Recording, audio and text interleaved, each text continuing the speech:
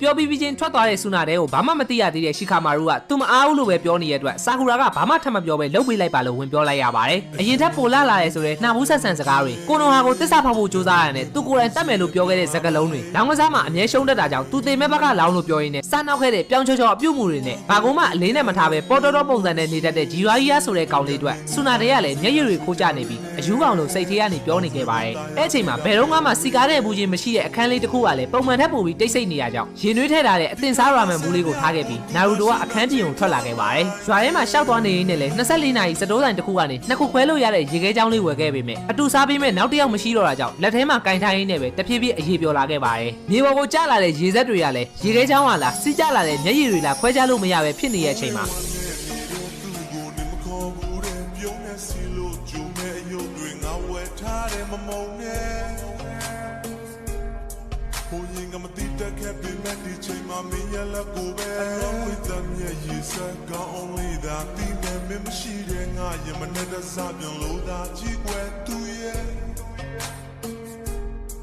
Tonight, come on, baby, man.